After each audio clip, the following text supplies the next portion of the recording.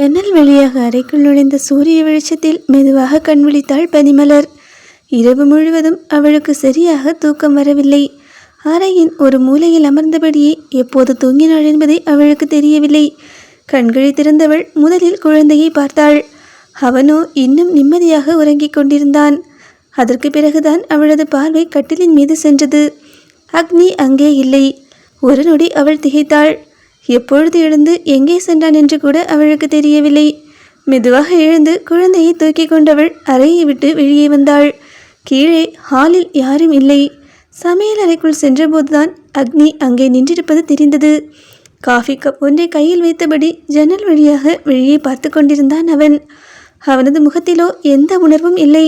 ஆனால் இரவு முழுவதும் அவனும் தூங்கவில்லை என்பது மட்டும் தெளிவாக தெரிந்தது.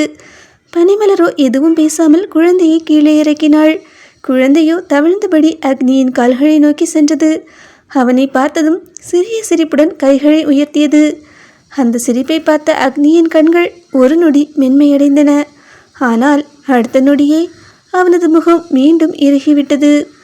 தன்னை நோக்கி வந்த குழந்தையை தூக்கி கொண்டவன் அந்த பிஞ்சு கன்னத்தில் முத்தமிட்டான். அந்த காட்சியை பார்த்த பனிமலரின் முகத்தில் தன்னிச்சையாக அவளையும் அறியாமல் ஒரு புன்னகை தோன்றியது. அவள் முகத்தில் தெரிந்த அந்த புன்னகையை கண்டதும் அக்னிக்கு மீண்டும் கோபம் வந்தது. நேத்து ராத்திரி நல்ல தூங்குனியா என்று திடீரென்று கேட்டான். அவன் கேட்ட கேள்வியில் அதிர்ச்சியான பனிமலரோ அதிர்ச்சியாக அவனை பார்த்தாள். சார். ஹேய், கேட்டதுக்கு பதில் சொல்லு. அவனது குரல் இப்போது கடினமாக இருந்தது. நல்ல தூங்குனியா? கொஞ்சம். நல்லது. அவன் கசப்பாக சிரித்தான். இந்த வீட்டில் ஒருத்திக்கு மட்டுமாவது நிம்மதியாக தூங்க முடிஞ்சிருக்கே. அந்த வார்த்தைகள் நேராக பனிமலரின் இதயத்தை குத்தியது. அவன் சொல்ல வந்தது என்ன என்று புரியாமல் இருப்பதற்கு அவள் ஒன்றும் முட்டாள் இல்லையே. ஆர்த்தி இறந்த பிறகு இந்த வீட்டில் யாருக்கும் நிம்மதி இல்லை என்று சொல்லிக் கொண்டிருந்தான். அந்த வேதனையின் காரணமாக அவன் இப்போது அவளை குற்றவாளியாக்கி கொண்டிருந்தான். குழந்தை அந்த நேரத்தில் அவனது சட்டையின் பட்டனை பிடித்து விளையாடி கொண்டிருந்தது. அதை பார்த்த அக்னியின் முகம் ஒரு நொடி மென்மையடைந்தது. ஆனால் அதுவும் சில வினாடிகள் மட்டுமே. உடனே அவன் குழந்தையை கீழே இறக்கிவிட்டான். காலையில் சாப்பாடு ரெடி பண்ணு. சரி சார், பண்ணிடுறேன். எனக்கு இல்லை, குழந்தைக்கு. அதை சொல்லிவிட்டு திரும்பி நடந்தான். 2 அடிகள் சென்றவன் மீண்டும் திடீரென்று நின்றான். பின்னால் திரும்பாமல் அப்படியே நின்றபடியே பேசினான். இன்னொரு விஷயம். பனிமலரோ அமைதியாக அவனையே பார்த்து கொண்டிருந்தாள். இந்த வீட்டில் யாராவது உன்னை குழந்தையோட அம்மானு சொன்னால் ரொம்ப சந்தோஷப்படாத. ஏன்னா அந்த இடம் காலியாக இருக்கலாம், ஆனால் அதை நிரப்ப யாராலையும் முடியாது. அவன் யாரை பற்றி சொல்கிறான் என்று விளக்க வேண்டிய அவசியமே அங்கு இல்லை. அதை சொல்லியவன் திரும்பி கூட பார்க்காமல் நேராக மேலே சென்று விட்டான். பனிமலரோ அங்கேயே நின்று கொண்டிருந்தாள். அவளது கண்களில் கண்ணீர் வழிந்தது. ஆனால் அதை துடைத்து கொண்டாள். ஏனென்றால் அவனது ஒவ்வொரு வார்த்தையும் தன்னை வெறுத்து சொன்னது இல்லை என்பதை அவள் உணர்ந்திருந்தாள். அவன் இன்னும் தனது மனைவியை இழந்த மனிதன்தான். அவன் கோபம் தன் மீது விழுந்தாலும் அந்த கோபத்தின் வேறெங்கோ இருந்தது என்பதை அவள் நன்றாகவே உணர்ந்து கொண்டாள். அந்த நேரத்தில் குழந்தை தவழ்ந்தபடி வந்து அவளது கால்களை கட்டிக்கொண்டது. உடனே குனிந்து அவனை தூக்கி கொண்டாள் அவள். குழந்தை அவளது கன்னத்தில் கை வைத்து பார்த்து சிரித்தது. அந்த சிரிப்பை பார்த்த பனிமலரின் கண்களில் இருந்த கண்ணீர் மீண்டும் மெதுவாக வழிந்தது. அவளுக்கு தெரியவில்லை, இந்த குழந்தைதான் அவளது பலமா அல்லது அவளது வாழ்க்கையை இன்னும் அதிகமாக சிக்கலாக்கப் போகும் காரணமா? எதுவும் புரியாமல் அவள் குழந்தையையே பார்த்தபடி நின்று கொண்டிருந்தாள். ஆனால் ஒரு விஷயம் மட்டும் அவளுக்கு உறுதியாக தெரிந்தது. அக்னியின் மனதில் எரிந்து கொண்டிருக்கும் அந்த அனல் இன்னும் அணையவில்லை. அந்த அனலின் வெப்பத்தை முதலில் தாங்க வேண்டியது பனிமலர்தான் என்பதையும் அப்போது அவள் உணர்ந்து கொண்டாள். ஆர்த்தியின் இறப்பிற்கு பிறகு 1 வாரம் கடந்திருந்தது. அந்த மதிய வேளையில் வீட்டின் முன்பு ஒரு கார் வந்து நின்றது. அதிலிருந்து அவசரமாக இறங்கியவன் நேராக வீட்டிற்குள் வந்தான். அவன் ருத்ரன், ஆர்த்தியின் அண்ணன். வெளிநாட்டில் இருந்தவன் தங்கையின் இறப்பு செய்தி கேட்டதும் உடனடியாக வந்திருந்தான். வீட்டிற்குள்ளே நுழைந்தவுடன் சுவரில் மாலையிடப்பட்டிருந்த ஆர்த்தியின் புகைப்படத்தை பார்த்தான். அடுத்த நொடியே அவனது கண்கள் கலங்கியது. ஆர்த்தி என்று மெதுவாக அழைத்தவன் புகைப்படத்தின் முன் நின்றே விட்டான். இவ்வளவு சொத்து இருந்தோம், இவ்வளோ வசதி இருந்தோம், இதையெல்லாம் கட்டி ஆள ஒரு வாரிசு கூட இல்லாமல் போயிட்டேடா என்று கண்களை துடைத்து கொண்டான். அவன் சொன்ன வார்த்தைகள் ஹாலில் இருந்த அக்னியின் காதில் தெளிவாகவே விழுந்தது. அவன் மெதுவாக எழுந்து நின்றான். வாரிசு இல்லைன்னு யார் சொன்னா என்று கேட்டான். ருத்ரனோ திரும்பி பார்த்தான். அக்னியின் முகத்தில் எந்த உணர்வும் இல்லை. அதான் ஆர்த்தி குழந்தையை தத்தெடுத்து வளர்த்தாளே என்றான் அக்னி. ஏனென்றால் இந்த குழந்தை பற்றிய விஷயம் ருத்ரனுக்கு தெரிவிக்கப்படவில்லை. ருத்ரனுக்கும் ஆர்த்திக்கும் ஏற்கனவே சொத்து தகராறு இருந்த காரணத்தால் அவர்கள் பல வருடங்களாக ஒருவரோடு ஒருவர் பேசிக்கொள்வதே இல்லை. அக்னி சொன்னதை கேட்டதும் ருத்ரன் அமைதியாக நின்றான். ஒரு நொடி அங்கே அமைதி நிலவியது. பிறகு ருத்ரன் சிரித்தான். அந்த சிரிப்பில் பாசம் இல்லை, ஒரு கணக்கு மட்டுமே இருந்தது. தத்து குழந்தையா? யாரும் என்கிட்ட சொல்லவே இல்லையே. அக்னியின் புருவங்கள் சுருங்கியது. அதுக்கு இப்போ என்ன? ருத்ரன் நாற்காலியில் அமர்ந்தான். இல்லை, தத்து குழந்தைன்னா தத்து குழந்தை தான். யாரோ பெற்ற குழந்தைக்கு இவ்வளோ பெரிய சொத்தில் பங்கு கொடுக்கணும்னு நான் ஏற்றுக்கணும்னு அவசியம் இல்லை. அந்த வார்த்தையை கேட்டதும் பனிமலர் அதிர்ச்சியுடன் அவனை பார்த்தாள். ருத்ரனோ அவளை ஒரு பார்வை பார்த்துவிட்டு மீண்டும் அக்னியை நோக்கினான். இங்கே பாருங்க மிஸ்டர் அக்னி, இது நீங்கள் சம்பாதிச்ச சொத்து கிடையாது. இது எங்கள் குடும்ப சொத்து. எங்கள் அப்பா ஆர்த்திக்கு எழுதி வச்சது. அதை ஆளுற உரிமை ஆர்த்திக்கு மட்டும்தான் இருந்தது. இப்போ அவ இல்லை, அதனால் அடுத்த வாரிசு நான் தான். அந்த வார்த்தைகள் ஹாலில் மின்னல் போல விழுந்தது. பனிமலரோ குழந்தையை இன்னும் இறுக்கமாக அணைத்து கொண்டாள். அக்னி மட்டும் அசையாமல் நின்றான். சில நொடிகள் கழித்து மெதுவாக சிரித்தான். அந்த சிரிப்பை பார்த்த ருத்ரனுக்கே ஒரு நொடி சங்கடமாக இருந்தது. உனக்கு ஒரு விஷயம் தெரியுமா ருத்ரா? ஆர்த்தி உயிரோடு இருக்கும்போது அவளுக்கு சொத்து முக்கியமாக இருந்ததே இல்லை. அவளுக்கு முக்கியம் நான், அதுக்கப்புறம் இந்த குழந்தை. இப்போது அந்த 2 விஷயத்தையும் காப்பாற்றிட்டு அவள் போயிருக்கா. ருத்ரனும் அமைதியாக இருந்தான். அக்னி அவனுக்கு அருகில் வந்தான். அதனால் இந்த குழந்தைய யாரோ பெற்ற குழந்தைன்னு இன்னொரு தடவை சொன்ன அப்புறம் நான் என்ன பண்ணுவேன்னு எனக்கே தெரியாது என்று அக்னி கோபமாக சொல்லி முடிக்க ருத்ரனோ சோஃபாவில் சாய்ந்து அமர்ந்தான். அவன் முகத்தில் துக்கம் இருந்தது போல தோன்றினாலும் அவன் வரவழைத்து கொண்டாலும் அவனது கண்களில் ஓடியது வேறு ஒரு கணக்கு. அக்னியோ அவனை எதிரே நின்றபடி பார்த்து கொண்டிருந்தான். பனிமலர் குழந்தையை அணைத்தபடி சற்று தள்ளி நின்றிருந்தாள். சில நொடிகள் நிலவிய அமைதியை உடைத்தது ருத்ரன்தான். ஆமாம், தத்து குழந்தைன்னு சொன்னீங்க. ஆனால் அந்த குழந்தைக்கு சொத்தில் பங்கு இல்லைன்னு சொன்ன உடனே உங்களுக்கு இவ்வளோ கோபம் வருதே, ஏன் அக்னி? உண்மையிலேயே இது தத்தெடுத்த குழந்தை தானா? இல்லை என் தங்கச்சிக்கு தெரியாமல் நீங்களே உங்களுக்கு பிறந்த குழந்தைய கொண்டு வந்து அவளை ஏமாத்திட்டீங்களா? இந்த ஒரு கேள்வியை ஹாலின் காற்றை கனமாக மாற்றியது. பனிமலரோ அதிர்ச்சியோடு தலை நிமிர்ந்தாள். அக்னியின் முகம் ஒரு நொடியில் இறுகி போனது. அவன் கண்களில் கோபம் மின்னியது. என்ன அப்படி பார்க்குறீங்க? கேள்வி கேட்டா தப்பா? இத்தனை வருஷம் குழந்தை இல்லாமல் இருந்த வாழ்க்கையில் திடீர்னு ஒரு குழந்தை வந்திருக்கு. குழந்தை வந்ததோட என் தங்கச்சி இறந்து போயிருக்கா. அவ இறந்தாளா இல்லை நீ கொலை பண்ணிட்டியா? அக்னியின் கைகள் மெதுவாக முறுக்கி கொண்டது. வார்த்தை அளந்து பேசுருத்ரா என்று அவன் பற்களை கடித்தபடி சொன்னான். நான் என்ன தப்பாக பேசிட்டேன் என்று ருத்ரன் தோழை குலுக்கினான். நாங்கள் 1000 தான் அடிச்சுக்கிட்டாலும் அவள் ஏன் தங்கச்சி. அவளோட வாழ்க்கையை பற்றி கேட்குற உரிமை எனக்கு இருக்குது. அக்னியோ வேகமாக அவன் அருகே வந்தான். என்னை பற்றி பேச உனக்கு தகுதி இல்லை. அதை விட முக்கியம், இந்த குழந்தைய பற்றி பேசவும் உனக்கு தகுதி இல்லை. இது ஆர்த்தியோட முடிவு. ஆமாமா என்று ருத்ரன் சிரித்தான். அதுதான் எனக்கும் சந்தேகமாக இருக்குது. இது உண்மையிலேயே ஆர்த்தியோட முடிவா இல்லை நீங்கள் எடுத்த முடிவை அவள் மேலே திணிச்சிங்களா? பனிமலரோ பயத்தோடு இருவரையும் பார்த்து கொண்டிருந்தாள். என்ன உளர்ற என்று அக்னியின் குரல் தாழ்ந்தது. உளரல, ருத்ரன் நேராக அவன் கண்களை பார்த்தான். ஒருவேளை நீங்கள் தப்பான வழியில் போய் குழந்தை பெற்றுக்கிட்டு அந்த உண்மை என் தங்கச்சிக்கு தெரிஞ்சிருக்கும். அவள் வெளியே சொல்லாமல் இருந்திருப்பா. ஏன்னா அவள் உங்களை உயிரை காதலிச்சால.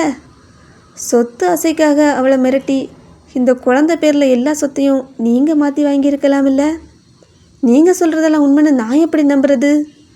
அந்த வார்த்தைகள் முடியும் முன்பே அக்னியின் கை ருத்ரனின் சட்டையின் காலரை பிடித்தது. ருத்ரா என்று அவன் கர்ச்சித்தான். அவன் கண்களில் எரிந்த கோபத்தை பார்த்தும் ருத்ரன் பயப்படவில்லை. ஏன் கோபப்படுறீங்க என்று சிரித்தான் அவன். நான் சொல்கிறதுல உண்மை இல்லைன்னா அமைதியாக மறுக்க வேண்டியது தானே. நான் சொன்னதில் ஏதாவது உண்மை இருக்குதோ? அதான் இவ்வளவு ஆத்திரம் வருது போல. என் காதலை பற்றி பேச உனக்கு என்ன தகுதி இருக்குது என்று அக்னியின் குரல் உடைந்தது. ஆர்த்தி என்னை எப்படி காதலிச்சான்னு எனக்கு தெரியும். நான் அவளை எப்படி காதலிச்சேன்னு அவளுக்கு தெரியும். அந்த காதலை சந்தேகப்படுற மொத்த ஆள் நீ. காதலா என்று ருத்ரன் சிரித்தான். சொத்துக்காகத்தானே என் தங்கச்சியை காதலிச்சு ஏமாத்தின? நீ நல்லவனாக இருந்திருந்தா என் தங்கச்சியை கூட்டிகிட்டு உன்னோட வீட்டுக்கு போயிருக்கணும். எதுக்காக எங்கள் அப்பா தந்த சொத்தை வாங்கிக்கிட்ட? அந்த நொடியில் அக்னி அமைதியாகிவிட்டான். அவன் முகத்தில் தோன்றிய வலியை பார்த்த பனிமலரின் இதயம் நொறுங்கியது. ருத்ரனும் அந்த மாற்றத்தை கவனித்தான். நீங்கள் ஏதோ பெரிய உண்மையை மறைக்கிறீங்க அக்னி. நான் அதை கண்டுபிடிப்பேன். இந்த குழந்தை யாரு, இந்த வீட்டில் என்ன நடந்தது, என் தங்கச்சி ஏன் இந்த முடிவெடுத்தா, எல்லாத்தையும் கண்டுபிடிப்பேன். அவன் எழுந்து நின்றான். குழந்தையை நோக்கி ஒரு பார்வை பார்த்தான். எப்போவுமே இந்த குழந்தைய என்னோட குடும்ப வாரிசுன்னு நான் ஏற்றுக்கவே மாட்டேன். ஆர்த்திக்கு பிறகு இந்த சொத்துக்கு வாரிசு நான் தான். அதை யாருக்கும் விட்டுத்தர நான் தயாராக இல்லை. அதை சொல்லிவிட்டு வெளியே சென்றான் அவன். அவன் சென்ற பிறகும் ஹாலில் அமைதி நிலவியது. ஆனால் அந்த அமைதிக்குள் ஒரு புதிய போர் பிறந்திருந்தது. இதுவரை அக்னிக்கும் பனிமலருக்கும் இடையில் இருந்த மோதல் இனி ருத்ரனின் நிழலையும் சேர்த்து கொண்டு இன்னும் ஆபத்தான பாதையை நோக்கி நகரப்போகின்றது. மதிய நேரம் நெருங்கியிருந்தது. வீட்டின் சமையலறை முழுவதும் சாம்பாரின் வாசனையும் பொரித்த அப்பழத்தின் மனமும் பரவியிருந்தது. எத்தனை மனக்குழப்பங்கள் இருந்தாலும் குழந்தை சாப்பிட வேண்டும் என்ற எண்ணத்தோடு பனிமலர் அமைதியாக சமையலை முடித்திருந்தாள். அவள் இந்த வீட்டில் எஜமானியாக இருக்கின்றாளா அல்லது வேலைக்காரியாக இருக்கின்றாளா என்பது கூட அவளுக்கு தெரியவில்லை. ஆனால் ஒரு விஷயம் மட்டும் தெரியும். இந்த வீட்டில் பசியோடு யாரும் இருக்கக்கூடாது, அவ்வளவுதான். உணவு அனைத்தையும் மேசையில் எடுத்து வைத்துவிட்டு மெதுவாக ஹாலுக்கு வந்தாள். சோஃபாவில் அமர்ந்திருந்த அக்னி வெறுமையாக எதையோ பார்த்து கொண்டிருந்தான். கடந்த சில நாட்களாக அவன் முகத்தில் கோபமும் வேதனையும் தவிர எந்த உணர்வும் இல்லை. பனிமலரோ சில நொடிகள் தயங்கி நின்றாள். பிறகு மெதுவாக, சார், சாப்பாடு ரெடி என்றாள். அவள் குரல் முடிவதற்குள் அக்னி வேகமாக திரும்பி பார்த்தான். அந்த பார்வையில் இருந்த எரிச்சல் அவளை அப்படியே அமைதியாக்கியது. நீ யாரடி எனக்கு சாப்பாடு ரெடின்னு சொல்ல என்று கேட்டான். பனிமலரோ அதிர்ச்சியடைந்து நின்றாள். என்ன என்று கூட கேட்க முடியவில்லை. நான் உங்ககிட்ட வந்து சாப்பாடு கேட்டனா? யார் ஒன்று எனக்காக இதெல்லாம் செய்ய சொன்னது? தினமும் சாப்பாடு கொண்டு வந்து வச்சா அப்படியே நான் உருகிடுவேன்னு நினைக்கிறியா? இல்லை இப்படியே கொஞ்சம் கொஞ்சமாக வீட்டுக்குள்ளே இடம் பிடிச்சது போல் என்னோட வாழ்க்கையிலையும் இடம் பிடிச்சிடலான்னு நினைக்கிறியா? அந்த வார்த்தைகள் ஒவ்வொன்றும் பனிமலரின் மனதை கிழித்தன. இருந்தாலும் அவள் குரலை உயர்த்தவில்லை. சார், நான் இந்த வீட்டில் வந்த நாளில் இருந்து சாப்பாடு சமைக்கிறது நான் தானே என்று மெதுவாக சொன்னாள். அந்த பதிலை கேட்ட அக்னி ஒரு நொடி அமைதியாக இருந்தான். பிறகு கசப்பாக சிரித்தான். ஆமா அல்ல என்று தலையசைத்தான். மறந்தே போயிட்டேன், நீ இந்த வீட்டு வேலைக்காரி தானே. அந்த ஒரு வார்த்தை பனிமலரின் இதயத்தை இரண்டாக கிழித்தது. ஆனாலும் அவள் தலையை குனிந்தாள். ஏனென்றால் அவன் இப்போது பேசுவது கோபத்தில் என்று தெரியும். சரி என்று அக்னி நாற்காலியில் அமர்ந்தான். வேலைக்காரி தானே, அப்போ எடுத்து வை என்று தட்டை காட்டினான் அவன். பனிமலரோ அமைதியாக உணவை பரிமாறினாள். சாம்பார் ஊத்து, கூட்டு வை, அப்பளம் எடு, தண்ணீர் வை. அவன் ஒவ்வொரு வார்த்தையையும் கட்டளை போல சொன்னான். அவளும் எந்த எதிர்ப்பும் இல்லாமல் செய்தாள். ஆனால் அவள் கண்களில் இருந்த கண்ணீரை மட்டும் அவளால் மறைக்க முடியவில்லை. அக்னி அதை பார்த்தான். பார்த்தும் பார்க்காதது போல முகத்தை திருப்பிக் கொண்டான். சாப்பிட்டு கொண்டே இருந்தான். அவன் சாப்பிடும் வேகத்தை பார்த்தால் பல நாட்களாக உணவை சரியாக சாப்பிடாதவன் போல இருந்தது. கோபம் இருந்தாலும் வேதனை இருந்தாலும் வாழ்க்கை ஒருவரை பசியிலிருந்து காப்பாற்றாது. சில நிமிடங்களில் தட்டை தள்ளி வைத்தவன் மெதுவாக எழுந்தான். பனிமலர் அதை எடுக்க முனைந்தபோது, நில்லு என்று சொல்ல அவள் அப்படியே நின்றாள். அக்னி மேசையிலிருந்த வெள்ளைத்தாழை எடுத்தான். அருகிலிருந்த பேனாவையும் எடுத்தான். பிறகு அந்த தாழை அவள் முன்னால் போட்டான். எழுது. பனிமலர குழப்பமாக அவனை பார்த்தாள். என்ன சார்? நான் சொல்றதை எழுது. அவள் தயக்கத்தோடு பேனாவை எடுத்தாள். அக்னியின் குரல் இப்போது கட்டளையாக இருந்தது. நான் இந்த வீட்டு வேலைக்காரின்னு எழுது. சார். பனிமலரின் கைகள் நடுங்கியது. எழுது. அக்னியின் குரல் கடினமானது. நான் இந்த வீட்டு வேலைக்காரி. இந்த வீட்டில் இருக்கிறதுக்கு காரணம் குழந்தைய பார்த்துக்கிறதுக்கு மட்டும்தான். பனிமலரின் கண்களில் கண்ணீர் நிரம்பியது. சார் சார் இது. எழுது. அக்னி கோபத்தில் பற்களை கடித்தான். பனிமலரோ நடுங்கும் கைகளோடு எழுத ஆரம்பித்தாள். அக்னி தொடர்ந்து சொன்னான். எனக்கும் அக்னிக்கும் எந்த உறவும் இல்லை. அந்த வரியை எழுதும்போது அவளது கண்களில் நிரம்பியிருந்த கண்ணீர் துளி தாழில் விழுந்தது. அதை பார்த்த அக்னியின் இதயம் ஒரு நொடி வலித்தது. ஆனால் அந்த வலியை உடனேயே கோபத்தால் மூடிவிட்டான். இன்னும் எழுது. அவளோ தலையை குனிந்தபடியே இருந்தாள். என் மனசில் எந்த நாளும் அக்னியோட மனைவிங்கிற எண்ணம் வரக்கூடாது. இப்போது அவன் சொன்னதை பனிமலரால் எழுத முடியவில்லை. பேனா நடுங்கிக் கொண்டே இருந்தது. சார். எழுது. ஏன்னா அந்த இடம் காலியா இல்லை. இந்த முறை அவனது குரல் சற்று உடைந்திருந்தது. அவன் சொல்லி முடித்ததும் அவனது கண்கள் தன்னிச்சையாக சுவரில் தொங்கி இருந்த ஆர்த்தியின் புகைப்படத்தை நோக்கின. ஏன்னா அது இன்னும் அவளோட இடம்தான். அந்த நொடியில் பனிமலருக்கு புரிந்தது. அவன் தன்னை காயப்படுத்தவில்லை. அவன் இன்னும் ஆர்த்தியை விட முடியாமல் தன்னைத்தானே காயப்படுத்தி கொண்டிருக்கிறான் என்று. ஆனால் அந்த காயங்களின் கூர்மையான முனை ஒவ்வொரு முறையும் வந்து விழுவது மட்டும் பனிமலரின் இதயத்தின் மீதாகத்தான் இருந்தது. அக்னியின் கையில் இருந்த அந்த வெள்ளைத்தாள் இன்னும் பனிமலரின் முன்னே கிடந்தது. அதில் அவள் பாதியிலேயே எழுதி நிறுத்தியிருந்த வார்த்தைகள் கண்ணீரால் மங்கி இருந்தன. அதை பார்த்த அக்னியின் கோபமோ இன்னும் அதிகமானது. அவன் அந்த தாழை விரலால் தட்டியபடி, ஹேய், நான் மாடிக்கு போகிறேன். நான் கீழே திரும்பி வர்ற வரைக்கும் நீ இதை பேப்பரில் எழுதிட்டே இருக்கணும். ஒரு நிமிஷம் கூட நிறுத்தக்கூடாது, புரியுதா என்று கடினமாக சொன்னான். பனிமலரோ எதுவும் பேசாமல் தலையசைத்தாள். அவன் அவளுக்கான பதிலை எதிர்பார்க்கவும் இல்லை. கோபமாக திரும்பியவன் நேராக மாடிப்படிகளை நோக்கி நடந்தான். ஆனால் அவன் கண்கள் மட்டும் எதிரே சுவரில் மாட்டப்பட்டிருந்த ஆர்த்தியின் புகைப்படத்தின் மீது இருந்தன. அந்த புகைப்படத்தில் இருந்த புன்னகை இன்னும் அவனை உயிரோடு கொன்று கொண்டே இருந்தது. நீ நினைச்சது எல்லாம் நடக்குதில்ல என்று மனதிற்குள் சொல்லி கொண்டபடி படிகளில் ஏறியவன் கவனிக்காமல் ஒரு படியை தவறவிட்டான். அடுத்த நொடி அவனது உடல் பின்னோக்கி சரிந்தது. கைப்பிடியை பிடிக்க முயன்றாலும் முடியவில்லை. எல்லாமே கண்ணிமைக்கும் நேரத்தில் ஒரு கணத்தில் நடந்து முடிந்தது. சார் என்று கத்தினாள் பனிமலர். அவள் ஒரு நொடி கூட யோசிக்கவில்லை. அந்த ஒரு நிமிடத்திலேயே ஓடி வந்தவள் விழுந்து கொண்டிருந்த அக்னியின் கையை பிடிக்க முயன்றாள். ஆனால் அவனது எடை முழுவதும் அவள் மீது சாய்ந்தது. தன்னை நிலைநிறுத்திக் கொள்ள முடியாமல் அவளும் தடுமாறினாள். அடுத்த சில வினாடிகளில் இருவரும் சேர்ந்து படிகளில் உருண்டு கீழே விழுந்தார்கள். நல்ல வேளையாக சில படிக்கட்டுகள் மட்டுமே. பனிமலரின் முதுகு தரையில் இருந்தது. அக்னியின் உடல் முழுவதும் அவள் மீது சாய்ந்திருந்தது. விழுந்த அதிர்ச்சியால் இருவருக்குமே சில நொடிகள் என்ன நடந்தது என்பதே புரியவில்லை. பனிமலரின் ஒரு கை இன்னும் அக்னியின் சட்டையை இறுக பிடித்திருந்தது. அக்னியின் கரமோ அவளது இடையை சுற்றி இருந்தது. விழும்போது தெரியாமல் அவளை பிடித்து கொண்டிருந்தான். முதலில் கண்களை திறந்தது அக்னிதான். அவன் முகத்திற்கு சில அங்குல தூரத்தில்தான் பனிமலரின் முகம் இருந்தது. அவள் கண்களை இறுக்கமாக மூடியிருந்தாள்.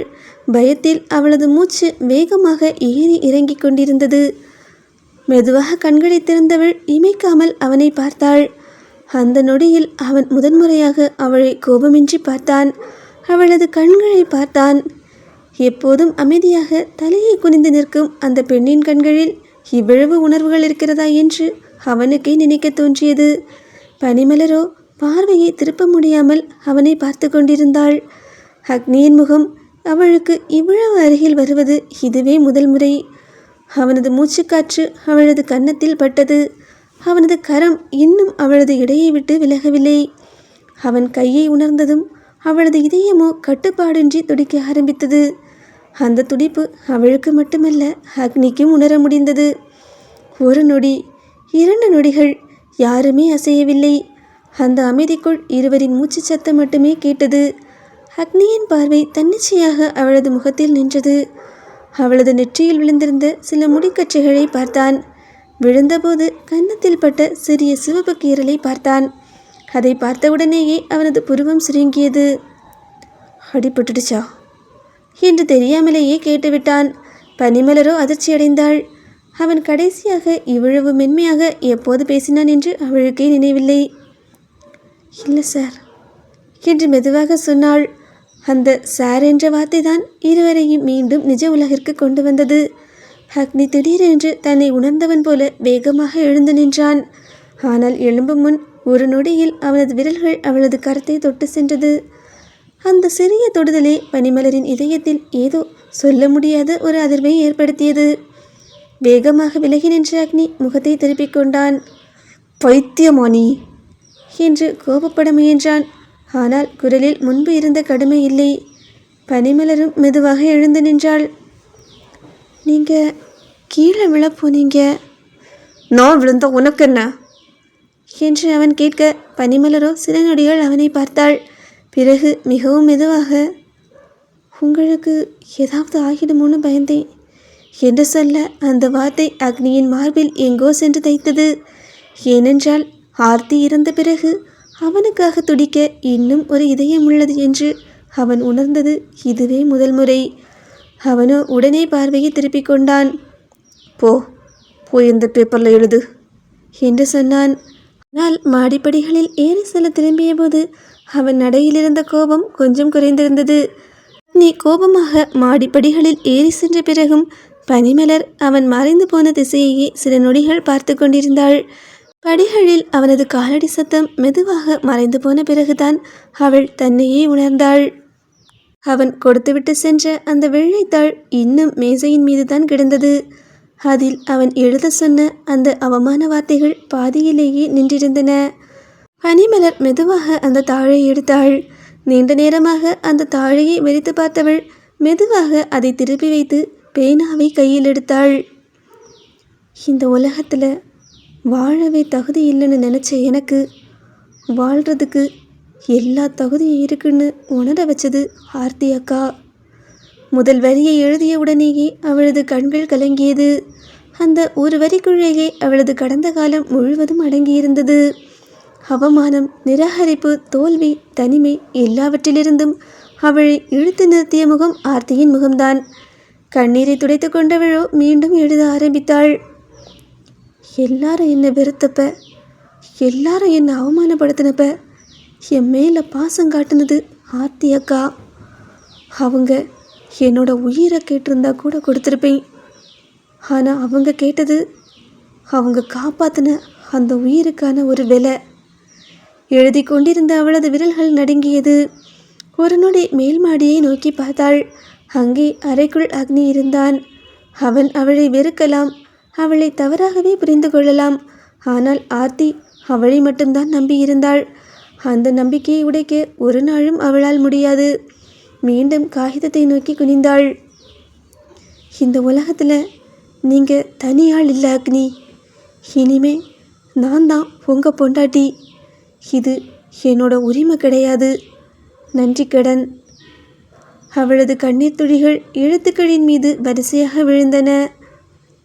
எனக்கு தேவை உங்ககிட்ட இருந்து பாசமோ கவனிப்போ காதலோ எதுவுமே இல்லை. எனக்கு தேவையானது ஒன்றே ஒன்று. அது நான் உங்களை பார்த்துக்கணும். உங்களோட நல்லது கெட்டது எல்லாத்துலேயுமே உங்களுக்கு துணையாக நான் இருக்கணும். அதுதான் ஆர்த்தி அக்காவுக்கு நான் கொடுத்த வாக்குறுதி. கடைசி வரியை எழுதி முடித்தவள் பேனாவை மெதுவாக கீழே வைத்தாள். சில நொடிகள் அந்த காகிதத்தை பார்த்து கொண்டே இருந்தாள். அதில் இருந்த ஒவ்வொரு வார்த்தையும் அவளது மனதின் உண்மை. யாருக்கும் சொல்ல முடியாத உண்மை, யாரும் கேட்காத உண்மை. பிறகு திடீரென்று கசப்பாக சிரித்தாள். இதையெல்லாம் அவர் படித்தா? அதற்கு மேல் அவளால் நினைத்து கூட பார்க்க முடியவில்லை.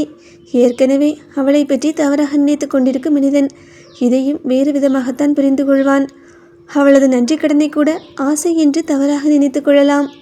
அந்த எண்ணமே அவளுக்கு தாங்க முடியாததாக இருந்தது. மெதுவாக அந்த காகிதத்தை மடித்தாள், மீண்டும் மடித்தாள். பிறகு தன்னுடைய கைகளாலேயே அதை இறுக்கமாக சுருட்டினாள். ஒரு நொடி அதை பார்த்து கொண்டிருந்தவள் பிறகு மெதுவாக எழுந்து நின்றாள். அதற்கு பிறகு எழுந்து நின்றவள் ஹாலின் ஓரத்தில் இருந்த பழைய அலமாரியின் பின்னால் கையை நீட்டி அந்த சுருண்ட காகிதத்தை தூக்கி எறிந்தாள். அது சுவருக்கும் அலமாரிக்கும் நடுவே இருந்த இடைவெளிக்குள் உருண்டு சென்று விழுந்தது. அவளுக்கு தெரியவில்லை, இன்று அவள் அலட்சியமாக தூக்கி எறிந்த அந்த சுருண்ட காகிதம் ஒரு நாள் அக்னியின் கண்ணில் படப்போகிறது என்று. ஸ்டோரியோட இந்த பகுதியை பற்றின உங்களோட கருத்துக்களை மறக்காமல் கமெண்டில் என் கூட ஷேர் பண்ணிக்கோங்க. ஸ்டோரி பிடிச்சிருந்தனா லைக் பண்ணுங்கள். ஸ்டோரியோட அடுத்த பாகத்துக்கு மறக்காமல் நம்ம சேனலை சப்ஸ்கிரைப் பண்ணிக்கோங்க.